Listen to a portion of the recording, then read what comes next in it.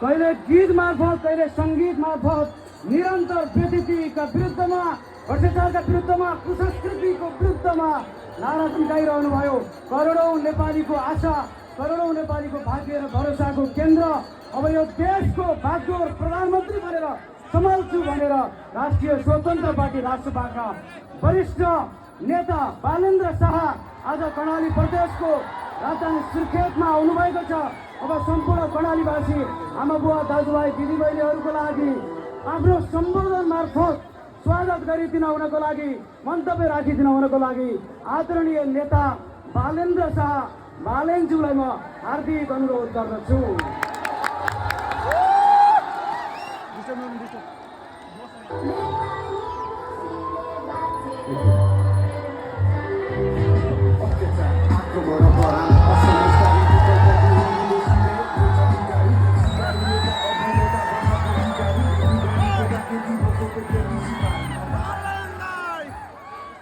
नमस्कार, सन्चै हुनुहुन्छ?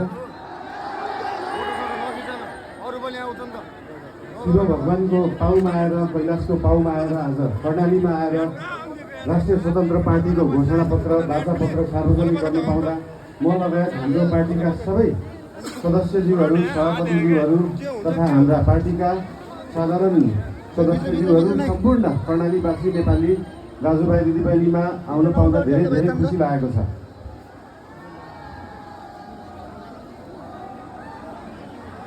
कर्णाली यो देशको सबैभन्दा ठुलो ताल, राणा ताल, राजा महेन्द्रले भन्नुभयो जस्तो स्वर्गकी अप्सरा भएको ठाउँमा आउन पाउँदा धेरै खुसी लागेको छ।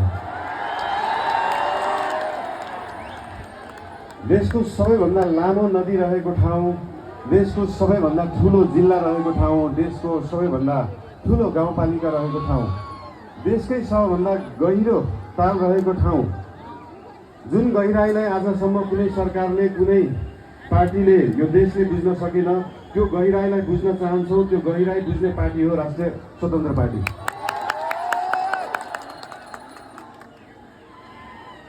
आजको दिनमा डोल्पाको सुन जस्तो मानिने यार्सा गुम्बा विश्वभरि पुग्न सक्छ, तर कर्णालीको स्याउ र माछी चामल त्यही चितवन र झापा पुग्न सक्दैन। यहाँको उत्पादनलाई कम्तीमा पनि देशभरि पुर्याउने पार्टी बन्न चाहन्छ राष्ट्रिय स्वतन्त्र पार्टी।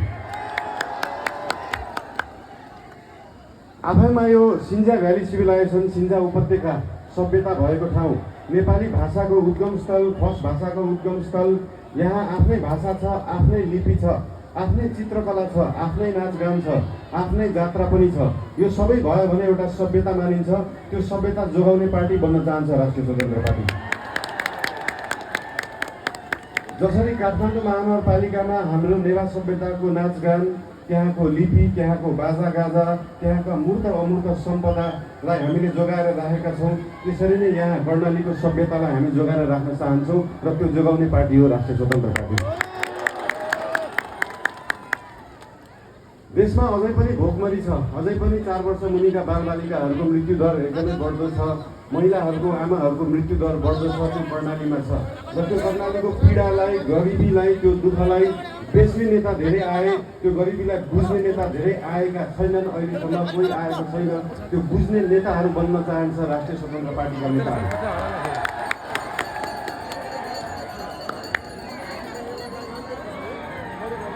यहाँको पर्यटन, यहाँको सम्भावना, यहाँको कृषि, यहाँको खेतीपाती, यहाँको आय आर्जन सबै वृद्धि गर्न पाऊँ, तपाईँहरूको आशीर्वाद लिन पाऊँ र तपाईँहरूको अस्ति मैले फेसबुकमा लेखे जस्तै अब कर्णालीका सुइना हाममा सुइना भने जस्तै तपाईँहरूको त्यो सपना बोकेर जान पाऊँ र त्यो सपना बोक्ने सुरुवात आज हामीले वार्तापत्रबाट गरेको छौँ, कर्णालीबाट घोषणा गरेको छौँ।